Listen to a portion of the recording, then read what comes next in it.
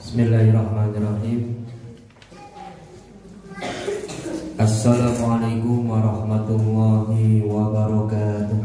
Waalaikumsalam warahmatullahi wabarakatuh. Alhamdulillah wa syukurillah wa la hawla wa la quwwata illa billah.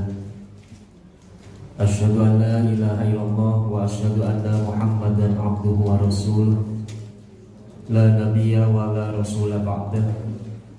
Qala Allah Ta'ala fil Qur'anil Karim, a'udzu billahi minasyaitonir rajim. Wa atakum min kulli ma sa'altumuh wa in ta'uddu nikmatallahi la tuhsuha. Innal insana lazalumun kafar. Shadaqallahul adzim. Jamaah rahimakumullah, yang pertama dan utama, marilah kita tiada henti-hentinya untuk senantiasa bersyukur atas nikmat Allah, dengan satu keyakinan bahwa nikmat Allah begitu banyaknya, nikmat Allah begitu tak mampu kita menghitungnya. Di dalam Al-Quran Allah mengingatkan, a'udzubillahi minasyaitonirrajim, wa in ta'uddu nikmatallahi la tuhsuha. Sungguh ketika kalian ingin menghitung-hitung nikmat Allah, maka tiada mampu kalian untuk mengerjakannya. Maka yang paling utama, mari kita senantiasa bersyukur.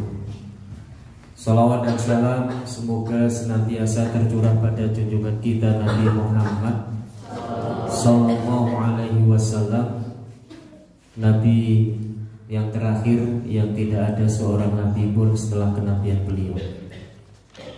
Pada malam hari ini kami akan membacakan satu tafsir yang sudah sangat terkenal, dan tafsir dari surat yang sudah pula sering kita baca dan mungkin sudah pada hafal semuanya. Saya yakin tidak ada yang tidak hafal di majelis ini, yaitu tentang surat Al-Kafirun. A'udzubillahi minasyaitonirrajim. Bismillahirrahmanirrahim. Qul ya ayyuhal kafirun. Katakanlah ya Muhammad, wahai orang-orang kafir. Jadi Nabi Muhammad diperintahkan oleh Allah untuk mengatakan kepada orang-orang kafir, untuk mengabarkan kepada orang-orang kafir. Apa yang diperintahkan oleh Allah untuk mengabarkan kepada orang-orang kafir? La a'budu ma ta'budun. Saya tidak menyembah apa yang kalian sembah. Jadi tegas Allah memerintahkan kepada Nabi untuk mengatakan, saya tidak menyembah apa yang kalian sembah. Wala antum abiduna ma a'bud. Dan kalian pun tidak menyembah apa yang aku sembah. Wala ana abidum ma abadtum. Dan saya tidak beribadah seperti kalian beribadah. Jadi kalau yang pertama itu adalah menyembah, kemudian yang kedua adalah beribadah. Siapa yang disembah itu berbeda, dan bagaimana menyembah itu juga berbeda. Wala antum ma'abiduna ma'abud. Dan kalian pun tidak beribadah seperti yang saya beribadah. Lakum dinukum waliyadin. Bagimu agamamu, bagi kalian agama kalian, dan bagiku agamaku. Sudah hafal ini anak-anak surat Al-Kafirun? Alhamdulillah. Juz amal saja sudah hafal ini, apalagi surat Al-Kafirun. Juz amal sudah drindil. Surat Tabarok juga sudah hafal. Man qara'a surat Al-Mulk bara'atu min adzabil qabri. Barang siapa yang membaca surat Al-Mulk, maka akan terbebas dari azab kubur. Maka kalau mau tidur atau satu hari sekali, bacalah surat Al-Mulk, supaya kita bebas dari azab kubur yang betapa pedihnya menikmati. Nah, jamaah rahimakumullah, itu yang pertama tentang surat Al-Kafirun, terjemahannya. Kemudian ada pun fadilahnya ataupun Mengapa disebut dengan surat Al-Kafirun? Li'anna Allah Ta'ala amara nabiyahu Muhammad bi ayyu khatib ilal kafirin. Karena Allah Subhanahu wa taala memerintahkan kepada nabinya untuk mengatakan kepada orang-orang kafir. Adapun asbabun nuzulnya, kenapa Allah memerintahkan kepada Nabi Muhammad untuk mengatakan itu kepada Nabi? Karena orang-orang kafir seperti kita ketahui bahwa mereka sangat berjuang dengan gigih, dengan penuh tenaga, dengan penuh daya dan upaya untuk menggagalkan dakwah Nabi Muhammad Sallallahu Alaihi Wasallam. Ada 3 negosiasi yang disampaikan oleh orang-orang kafir, atau ada 3 cara yang disampaikan, yang dilakukan oleh orang-orang kafir demi gagalnya dakwah Nabi. Yang pertama adalah dengan cara kekerasan. Dengan cara kekerasan, dengan intimidasi, dengan permusuhan. Bahkan pernah Nabi Muhammad diembargo secara ekonomi oleh orang-orang kafir. Di lembah Abul Muthalib tidak boleh orang-orang di luar Arab untuk berhubungan dengan Nabi Muhammad dan para sahabatnya. Sampai pada tingkatan Nabi Muhammad ingin dibunuh oleh mereka. Tetapi dengan cara yang seperti itu Nabi pun tidak bergeming. Tetap saja Nabi berdakwah, menjalankan risalah sesuai dengan perintah Allah Subhanahu wa ta'ala. Dengan kekerasan mereka tidak mampu. Maka kemudian yang kedua, negosiasi yang kedua, yaitu dengan pendekatan dunia. Mereka mengatakan kepada Nabi Muhammad sallallahu alaihi wasallam, ayyatuhu malan. Ya Muhammad, kalau engkau ingin harta, akan aku jadikan engkau orang terkaya. Masya Allah. Kalau engkau ingin tahta, aku jadikan engkau seorang yang berpangkat paling tinggi. Ini dua-duanya sangat menggiurkan ya.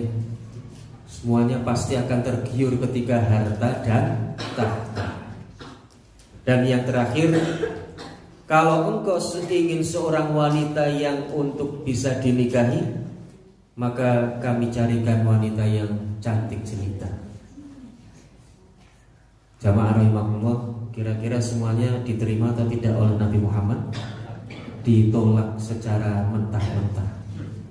Urusan dunia bukanlah tujuan utamanya dari Nabi Muhammad sallallahu alaihi wasallam. Baik harta maupun tahta ditolak. Maka kemudian apa? Negosiasi yang ketiga. Disakiti, diintimidasi, mental. Diberi secara duniawi juga mental. Wah, ini kita coba jurus yang terakhir. Apa kata mereka? Anta'budu alihatana sanatan wa na'budu alihatuka sanatan. Ya Muhammad, begini saja. Dunia engkau tidak butuh, disakiti juga tidak mundur. Ya sudah, begini saja. Engkau menyembah Tuhan kami 1 tahun, dan kami menyembah Tuhanmu 1 tahun. Kalau nanti suatu saat ternyata Tuhan kami lebih baik, maka kamu harus ikut Tuhan kami. Kalau ternyata suatu saat ternyata Tuhan engkau lebih baik, maka kami pun mau untuk ikut Tuhan engkau. Maka Rasulullah kemudian mengatakan ma'adallah. Ma'adallah artinya apa? Aku berlindung kepada Allah. Kalian biasa mengucapkan na'udzubillahi min dzalik. Sama artinya ma'adallah. Maka kemudian Allah memerintahkan, katakan ya Muhammad, sesungguhnya aku tidak menyembah apa yang kalian sembah, dan kalian tidak menyembah apa yang aku sembah. Jadi yang pertama itu adalah sesembahan. Sesembahannya berbeda. Nabi Muhammad menyembah hanya kepada Allah, Qul huwallahu ahad, hanya satu esa tunggal. Sementara mereka menyembah pada batu, berhala, dan apalagi itu ya. Umar bin Khattab sering menangis ketika mengingat masa-masa jahiliyahnya. Sering menangis, setelah menangis tertawa. Kenapa? Tertawa ketika mengingat masa jahiliyah ketika Umar bin Khattab masih menyembah kepada selain Allah. Jadi membuat adonan. Ibu-ibu cek bikin adonan apa maksudnya? Membuat adonan dari tepung, terigu, campur kurma, campur macam-macam gitu. Setelah adonannya matang sempurna, kemudian digulung-gulung, dibentuk seperti kepala, dibentuk seperti tubuh, tangan, kaki, telinga, dan lain sebagainya. Setelah jadi kemudian diapakan? Disembah. Setelah disembah dimakan. Jadi habis disembah minta kepada itu tadi, diminta mohon, begitu mau pulang, loh perutku kok keroncongan ini ya. Wah, mana tadi yang saya sembah nih? Nah, diambil dimakan. Jadi kadang-kadang tertawa ketika melihat sikapnya yang loh ini sesembahan kok dimakan. Kadang-kadang menangis dengan dosa-dosanya ketika ingat bahwa menyembah hanya kepada Allah Subhanahu wa ta'ala. Jadi jamaah rahimakumullah, sesembahannya berbeda. Maka kemudian Allah menyampaikan tidak sama antara yang kamu sembah dan yang mereka sembah. Kalau kita akan tuker-tukeran itu kan harus sama gitu. Harus seimbang. Kalau bahasa Inggrisnya apa? Anak-anak, tuker-tukeran yang seimbang itu apa bahasa Inggrisnya? Apple to apple, ya. Jadi kalau membandingkan itu harus apple to apple, bukan apple keroak ya. Nah, ada yang HP-nya apple keroak, ada yang utuh malah beli yang keroak ya. Nah, ini yang pertama adalah sesembahan. Kemudian yang kedua, tata cara persembahan atau tata cara beribadah. Tidak sama antara mereka dengan yang dilaksanakan oleh Nabi Muhammad SAW. Sehingga ketika kita menyampaikan syahadat, asyhadu alla ilaha illallah wa asyhadu anna Muhammadar Rasulullah, mereka tidak punya syahadat. Artinya bahwa ketika kita bersyahadat, syahadat tauhid, tidak ada yang patut disembah kecuali Allah, itu bahwa beribadah hanya kepada Allah ikhlas. Sementara syahadat Rasul itu adalah tata caranya mengikuti yang dituntunkan oleh Nabi Muhammad Sallallahu Alaihi Wasallam. Lah mereka beribadahnya itu mengikuti siapa? Mereka beribadahnya itu dengan tata cara siapa? Wallahu a'lam. Maka ibarat kata kalau ingin tuker-tukeran, tentu saja tidak selevel antara keimanan dengan kekufuran. Ini tentang sedikit penafsiran dari surat Al-Kafirun. Kemudian Al-Kafirun di dalam hadis sahih disebutkan, fi sahihi Muslim an Jabir anna Rasulullah sallallahu alaihi wasallam annahu qara'a bi hadhihi surah wa qul huwallahu ahad fi raq'atai tawaf, di dalam 2 rakaat salat sunnah tawaf. Membacanya Al-Kafirun dan Qul huwallahu ahad. Itu yang pertama. Yang kedua, Di dalam fi rakaatail fajri, di dalam 2 rakaat sholat fajar, Rasulullah juga membaca Al-Kafirun dan Al-Ikhlas. Ini diriwayatkan oleh banyak ahli hadis ini kabeh. Dan juga fi sholatil witri bi sabbihisma rabbikal a'la, Al-Kafirun dan Al-Ikhlas. Jadi surat Al-Kafirun dan Al-Ikhlas itu banyak dibaca ketika sholat sunnah. Wa suratul Kafirun sumia aidon bil Al-Ikhlas. Dan surat Al-Kafirun itu dinamakan juga dengan surat Al-Ikhlas. Jadi antara Al-Ikhlas dengan Al-Kafirun itu, kalau kalian mengatakan 11-12 ya, hampir mirip, senada sama tapi ada bedanya sedikit gitu ya. Itu antara surat Al-Kafirun dengan Al-Ikhlas. Kalau Al-Kafirun tu'dalu rubu'ul Qur'an, sementara Al-Ikhlas sulusul Qur'an. Al-Kafirun itu sama dengan 1/4 Al-Quran, sementara Al-Ikhlas sama dengan 1/3 Al-Quran.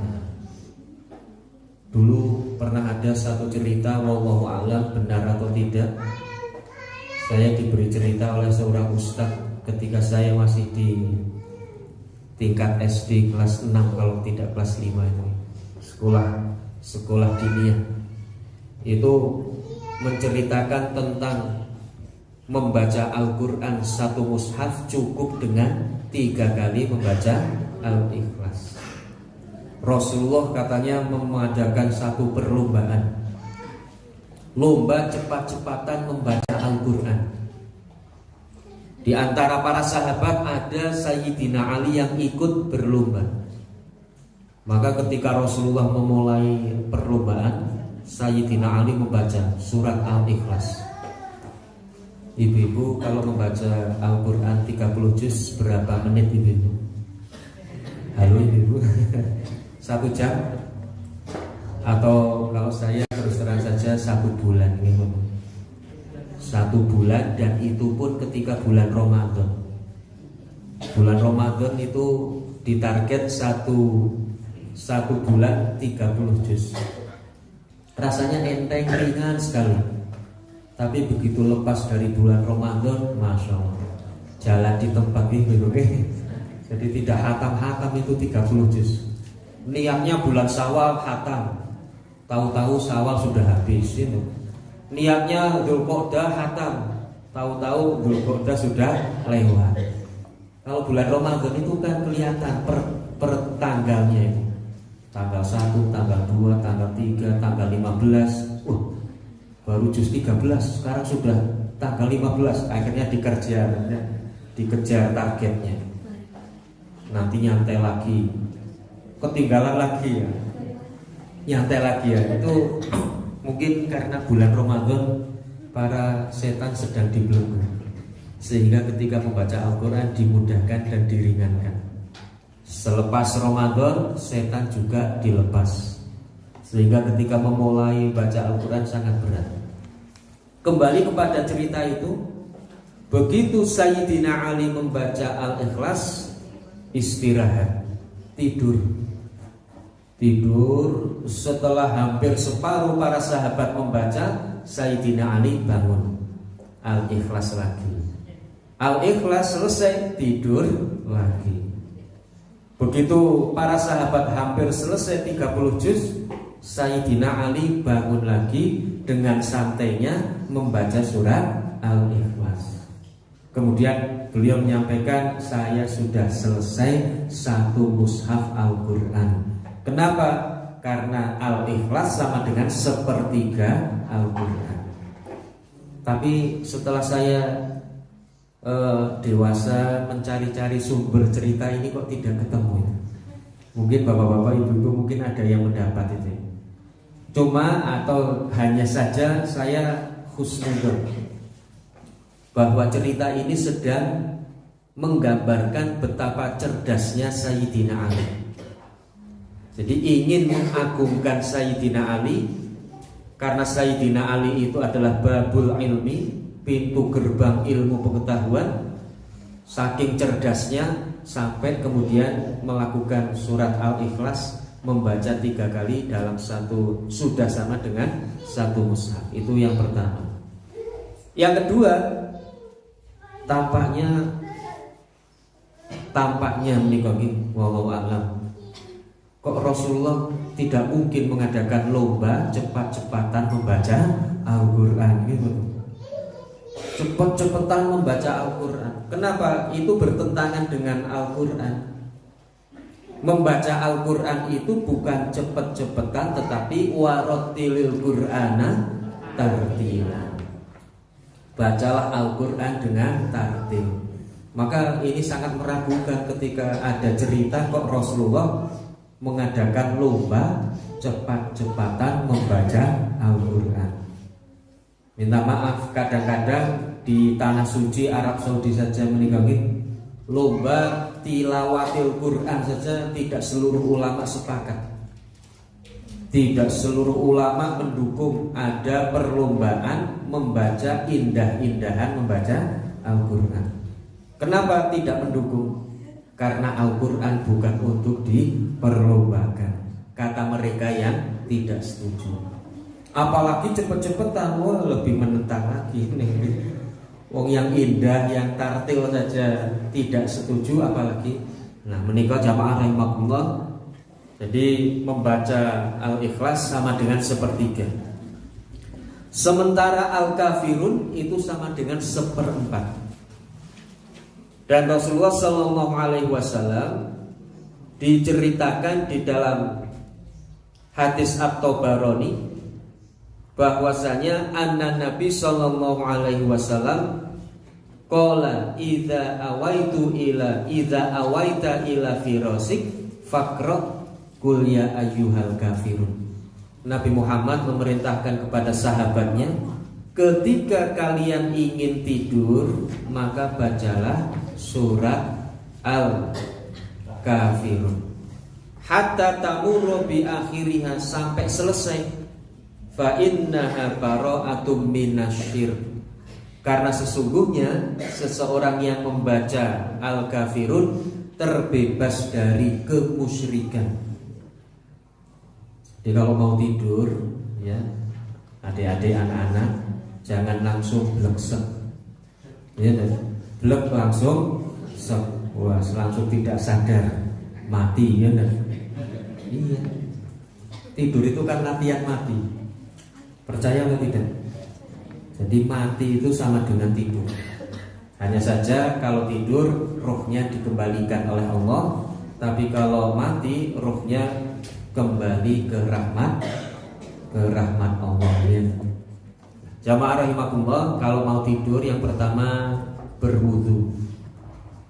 Jadi kalau ke kamar mandi jangan hanya sikat gigi saja, tetapi sempatkanlah untuk berwudu. Setelah wudu bersihkan tempat tidurnya. Itu termasuk sunnah Rasulullah.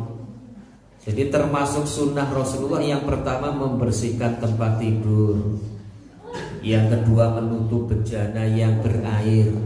Oke, ibu-ibu, kalau punya masakan yang berair itu tutupi sebelum tidur. Jangan-jangan kalau tidak ditutupi apa? Malam hari ada musuhnya Nabi Ibrahim. Tahu musuhnya Nabi Ibrahim? Siapa itu?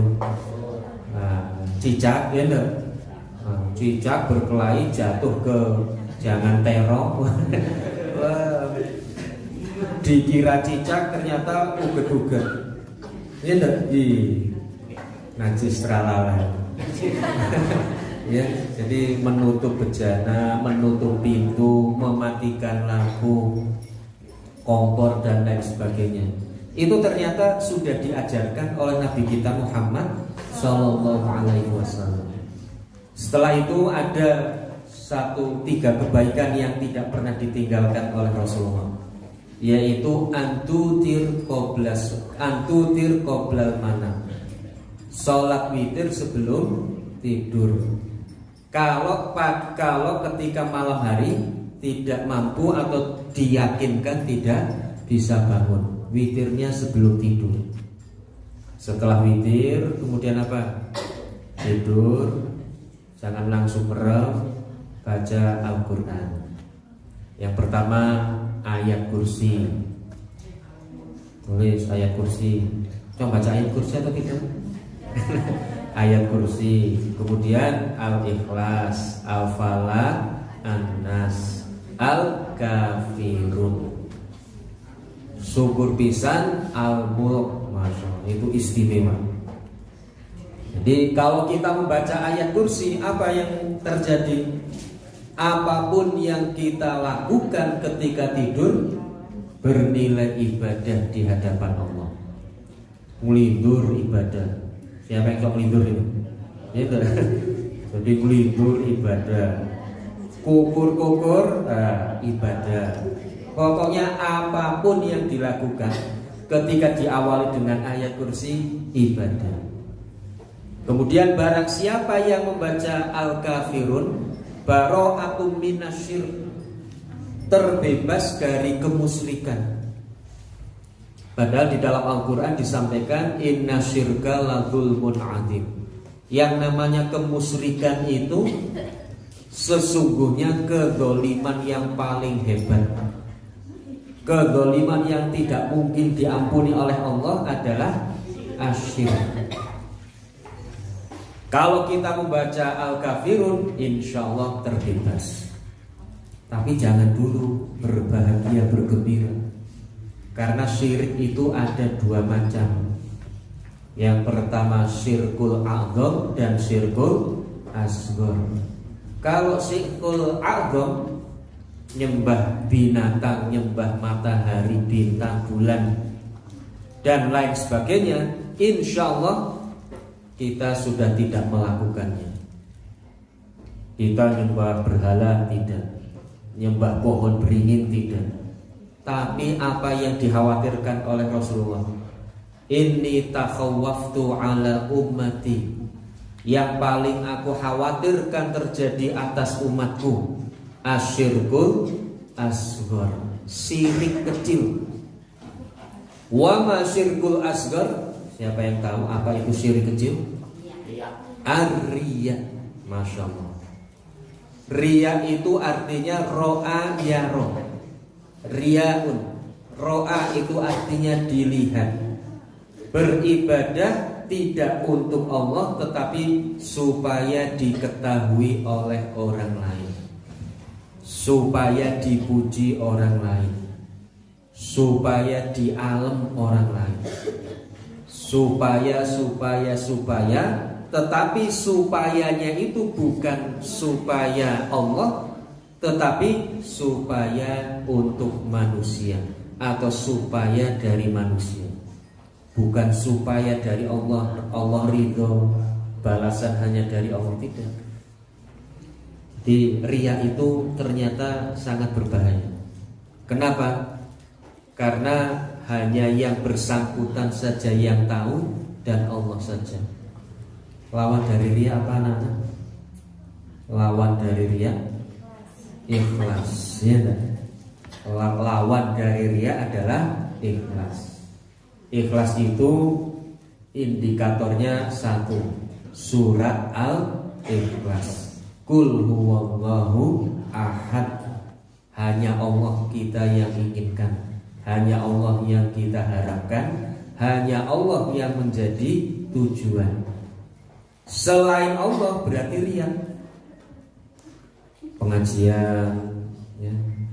Anak-anak milih pengajian atau milih istirahat tidur? Wah, di hadapan Pak Mula ini pengajian gitu.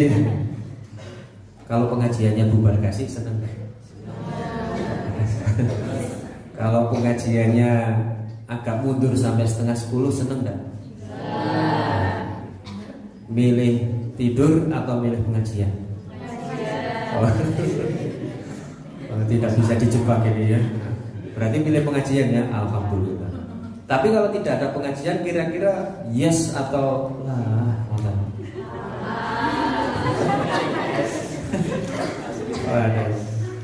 Mana ini? Jadi kalau kita pengajian kok tidak karena Allah, itu berarti riya. Kalau ada Pak Muadzin semangat sekali. Kalau tidak ada Pak Muadzin, sembunyi tidak pengajian. Itu berarti riya. Kenapa? Allah menyampaikan bahwa suatu saat kelak ada beberapa orang yang tertolak apa yang dilakukannya. Yang pertama al-mujahid, alladzina yujahiduna fi sabilillah, yang berjihad di jalan Allah. Yang kedua, alladzi yu'allimu al-ilm wa yata'allam, seorang yang mengajarkan ilmu dan belajar ilmu. Kita semuanya ini ya. Yang ketiga, orang yang berinfak, bersedekah. Jadi ternyata semua ini ditolak oleh Allah. Kenapa? Ketika mereka menghadap kepada Allah, bertanya, ya Allah, mana pahala jihad saya? Mana pahala mengajar dan belajar saya? Mana pahala infak saya? Dan lain sebagainya, ternyata ditolak. Bahwa apa yang mereka lakukan bukan untuk Allah, tetapi untuk manusia. Jadi ketika kita ingin pahala dari Allah, Allah seolah-olah mengatakan, pergilah kepada orang-orang yang ingin kamu inginkan. Kamu kan ingin pujian dari mereka, ambillah pahala dari mereka. Karena engkau telah dapat pujian, maka engkau tidak mendapatkan apa-apa. Ini tentang qul ya ayyuhal kafirun. Jamaah rahimakumullah, kemudian di dalam Al-Quran yang namanya kufur itu bertingkat-tingkat. Ada yang kufur sangat pekat gelap gulita, ada yang kufur remang-remang. Meskipun remang-remang tetapi masih juga disebut kufur. Yang pertama, kufur yang gelap gulita, sampai mungkin bisa kita katakan non muslim ataupun non mukmin, yaitu yang disebut dengan kufur takdzib. Kufur takdzib, mendustakan. Surat An-Nazi'at pada hafal atau tidak? Hafal? Alhamdulillah. Wa qala ana, siapa yang Fir'aun menganggap bahwa dirinya adalah Tuhan yang maha tinggi. Ana rabbukumul a'la, karena mengatakan atau merasa bahwa dirinya adalah Tuhan yang maha tinggi, fa akhadahullahu nakalal akhirati wal ula, maka Allah Fir'aun baik dalam kehidupan dunia ataupun kehidupan akhirat. Akhirati, akhirat, wal ula, dan dunia. Di dunia saja Fir'aun sudah dianggap, yaitu dengan cara tidak dimusnahkan jasadnya. Jadi ketika mengejar Nabi Musa, Fir'aun kemudian tenggelam di Laut Merah. Seolah-olah Allah ingin mengatakan kepada kita semuanya, wahai seluruh manusia, lihatlah, ini orang yang mengaku Tuhan. Lihat ini, orang yang mengaku Tuhan. Masa Tuhan tenggelam? Masa Tuhan kalah dengan lautan? Maka Allah kemudian bertanya, a antum asaddu khalqan amis sama'u banaha. Fir'aun, apakah kamu lebih hebat dibanding dengan lautan, dibanding dengan langit yang Allah bangun tanpa ada yang memegang, tanpa ada yang menyangga? Seolah-olah Allah ingin mengatakan seperti itu kepada Fir'aun. Dan itu menjadi pelajaran bagi kita semuanya, karena diceritakan di dalam Al-Quran. Itu yang namanya kufru takdzib, mendustakan. Yang kedua yaitu kufrul aba wal istikbar. Aba itu artinya menolak, istikbar artinya sombong. dari kalimat kabiro. Kaburo yakbir. Kaburo itu artinya besar. Istikbar merasa besar. Orang yang merasa besar itu berarti kesombongan. Siapa yang sombong? Yang diceritakan di dalam Al-Quran? Siapa? Fir'aun atau iblis? Dua-duanya. Jadi kalau Fir'aun sama sekali dan juga sombong. Yang sombong yaitu iblis. Wa idh qala rabbuka lil malaikatis judu li adama fasajadu illa iblis aba wa kana. Iblis itu minal kafirin. Jamaah rahimakumullah, pernah ada satu diskusi bahwa mengatakan bahwa iblis tauhidnya lebih hebat dari Nabi Adam. Tapi itu tentu saja dalilnya dalil akal, bukan dalil nakal atau Al-Quran, tetapi dalil aklun, akal. Kenapa mereka mengatakan begitu? Alasannya katanya iblis tidak mau sujud kepada Adam karena iblis hanya mau sujud kepada Allah. Tentu saja ini akalnya. Dia tidak membaca aba wastakbar. Iblis itu menolak sujud, menolak perintah Allah untuk sujud. Ketika mereka menyampaikan dasarnya itu adalah akal, maka sebetulnya akal itu kan sangat terbatas, sehingga sangat mudah ketika mematahkan argumen mereka juga dengan akal.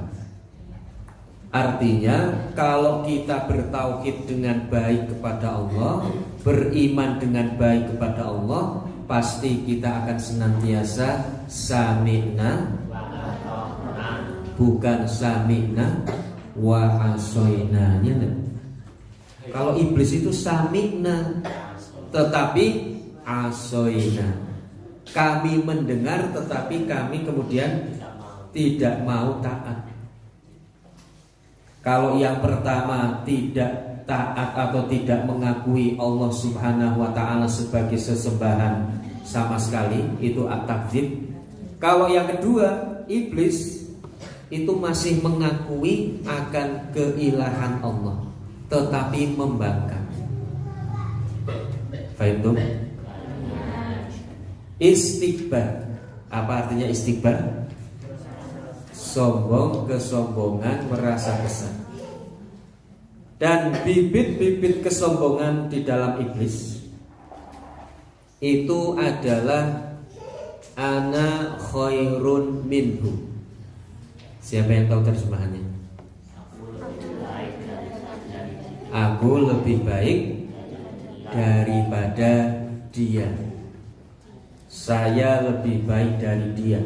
Diceritakan di dalam Al-Quran, menirukan kata-kata iblis, aku lebih baik daripada dia. Khalaqtani min nar wa khalaqtahu min tin. Engkau ciptakan Adam engkau ciptakan aku dari api, sementara engkau ciptakan Adam dari tanah. Jadi kalau minta maaf, kalau di dalam hati kita ada satu kalimat ya, atau satu terbetik dalam diri kita, ana khairun minhu, saya lebih baik dari dia, itu bibit-bibit kesombongan yang harus segera ditumpas, harus segera dibasmi. Saya lebih pintar dari dia, saya lebih bagus dari dia, saya lebih cantik dari dia, saya lebih kaya dari dia. Terus apa lagi biasanya yang disombongkan? Harta, keturunannya loh. Saya darah biru, sementara dia darah merah. Nah, itu kesombongan. Memangnya ada darah biru ya? Tidak ada. Makanya semua darah itu merah, tidak ada yang biru. Saya terhormat, saya keturunan orang hebat dan lain sebagainya. Pokoknya kalau dalam diri kita ada ana khairun minhu, segera tumpas. Kenapa? Karena itu bibit-bibit kesombongan. Jamaah rahimakumullah, kesombongan itu ternyata bermacam-macam. Jadi kesombongan yang pertama, kesombongan materi, kesombongan intelektual, kesombongan feodal.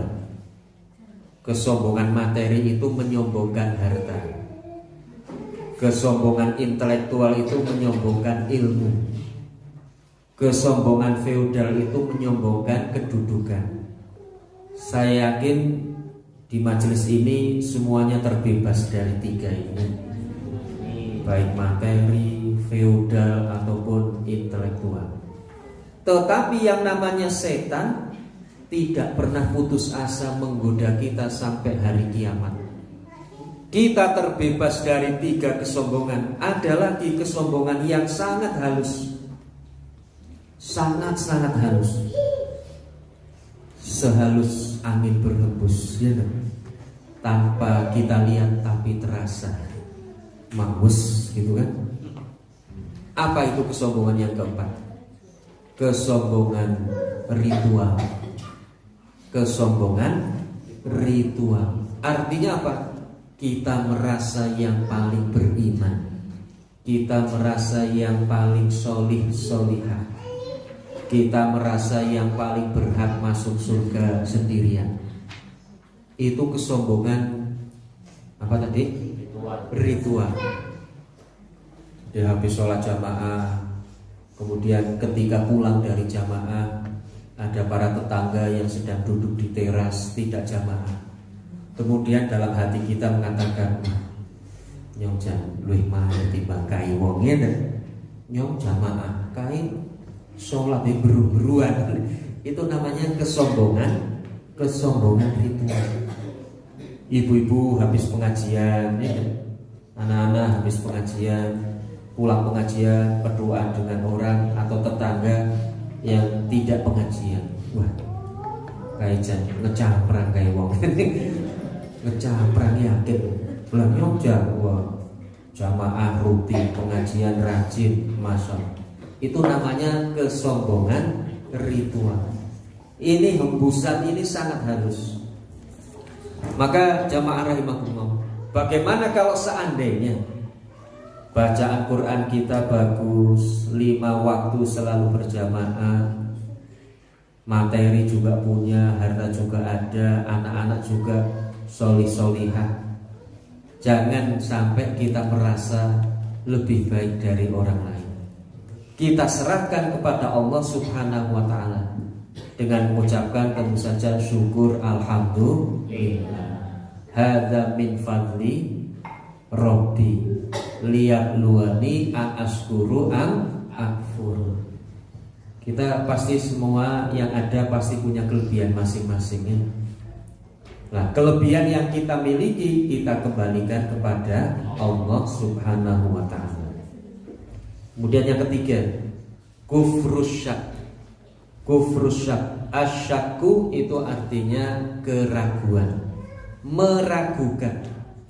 Allah menyampaikan di dalam Al-Quran surat Al-Baqarah, wa in kuntum fi raibin mimma nazalna ala abdina fa'tu bi suratin mim misli wad'u suhada'akum min dunillahi in kuntum shodiqin.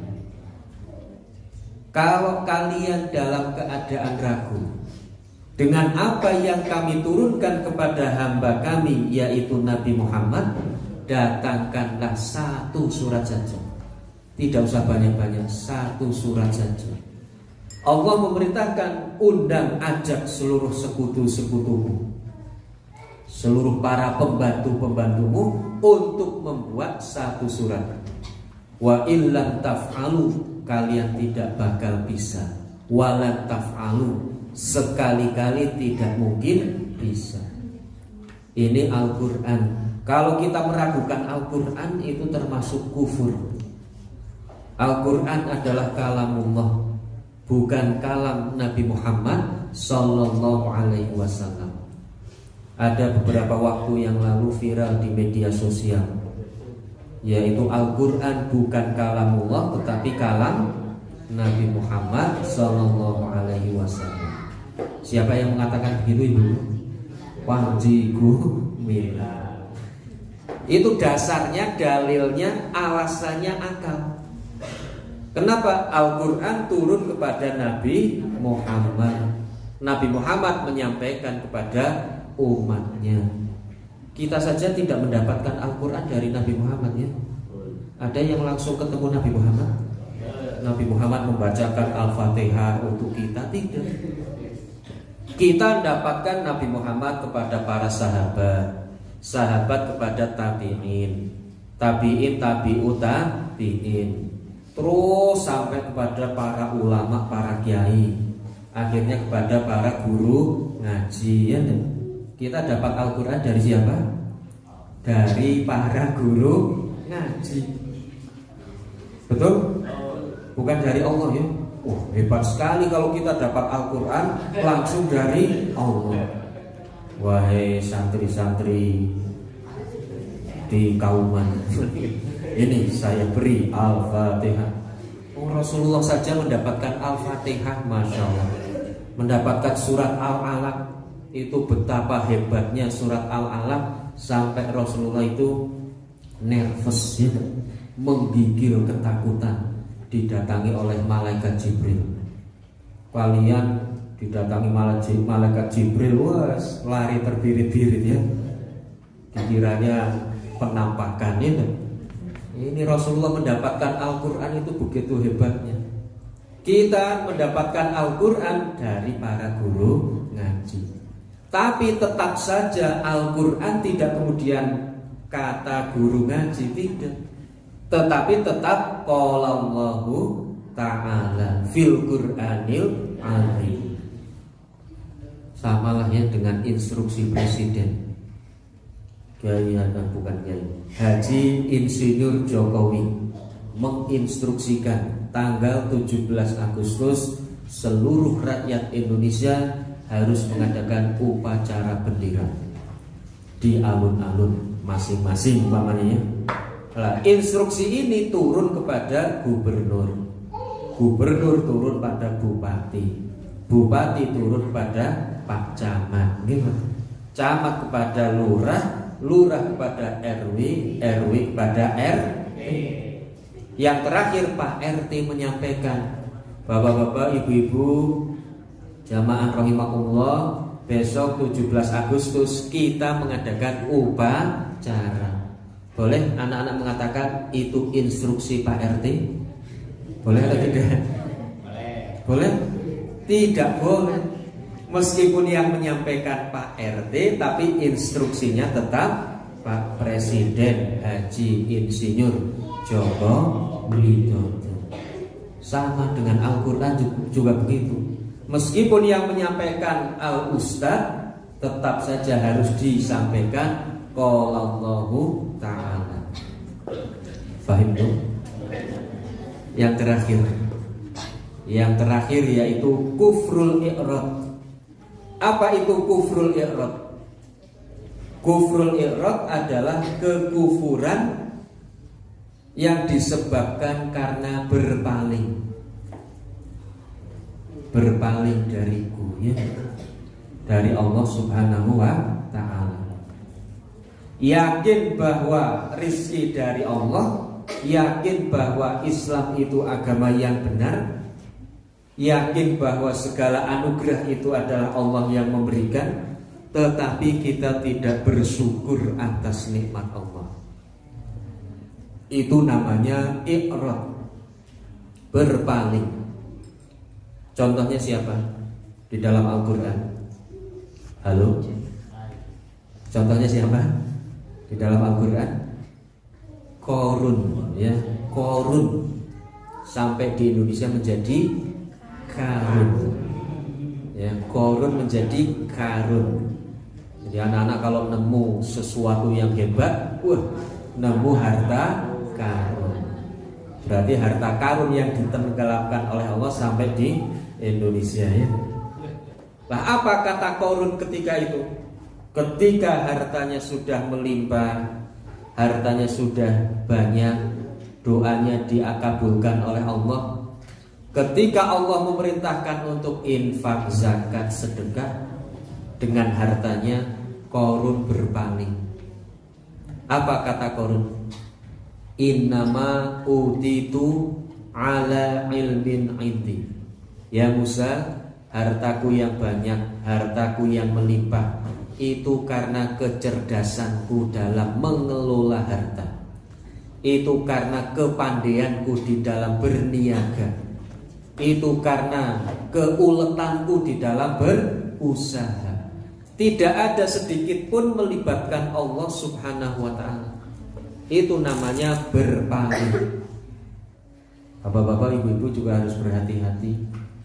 Kadang-kadang pamannya, Bu, jenengan kok tambah sehat mawon. Iya iki sifat aku olahraga, minum air putih yang banyak, istirahat yang cukup, minum larutan, kalian singsen. Oh ini itu tidak melibatkan Allah sama sekali, berarti itu sama dengan Qarun. Apapun karena hanya ikhtiarnya, hanya karena usahanya. Tidak ada campur tangan Allah di dalam apa yang kita alami. Itu namanya kufrul i'rad. Kalau biasa kita kenal, biasa disebut para ustadz itu menyebut dengan kufur nikmat. Jadi kufur nikmat itu juga termasuk kekufuran. Hanya saja mungkin kufurnya masih remang-remang menikmati. Kalau kufur yang pertama, ibu-ibu seperti umpamanya memiliki korden. Ibu-ibu rumahnya pakai korden apa enggak? Pakai korden nih. Kordennya itu kalau kufur yang pertama itu kordennya warnanya hitam pekat, kandeli sak selimut gimana? Ya, jadi kalau rumah kita dikordeni dengan seperti itu, meskipun jam 12 siang serasa jam 12 malam. Artinya gelap gulita. Seperti umpamanya nonton bioskop jam 11. Ketika masuk ke gedung bioskop gelap gulita. Nah itu kufur yang paling gelap. Sehingga tidak boleh kita mensolati orang yang kufur seperti ini. Adapun yang kufur nikmat, kita tidak bersyukur atas nikmat-nikmat Allah. Ibarat korden ya korden yang remang-remang atau gini mungkin yang menerawang. Kalau dari dalam di luar rumah masih bisa kelihatan. Tetapi meskipun kufur nikmat, Allah menyampaikan surat Ibrahim ayat 7. La in syakartum la azidannakum wa la in kafartum inna adabi lasyadid. Semoga kita termasuk orang-orang yang bersyukur, bukan orang-orang yang kufur atas nikmat Allah. Jadi kafaro dalam bahasa Inggris kafir, kafir itu aslinya bahasa Arab, terambil dari kafaro menjadi kafir. Dari bahasa Inggris kafir menjadi kafir bahasa Indonesia. Sekarang kita sudah tidak asing lagi dengan kalimat kafir di dalam bahasa Indonesia. Ibu-ibu saja kalau mau beli spray bahasanya Inggris ibu-ibu. Badi tumbas bed kafir. Santos jangan sampai salah ucap. Saya mau beli bed kafir, mamane. Enggak, meskipun sama itu, ya. Kan antara kafir, kafaro itu sama maknanya, hanya beda pengucapannya. Seperti orang Jawa mengatakan sego, ini mana? Ya, ada yang sego, ada yang segu. Nek kali beber segu. Maka gula juwu, gimana? Nah itu segu, sama artinya sama, tulisannya juga sama. Hanya pronunciation-nya yang berbeda. Jamaah rahimakumullah, mungkin itu yang bisa kami sampaikan pada malam hari ini tentang surat Al-Kafirun. Semoga bisa kita pahami, hayati dan amalkan, khususnya dalam kehidupan kita sehari-hari. Nasru minallah wa fathun qarib. Assalamualaikum warahmatullahi wabarakatuh.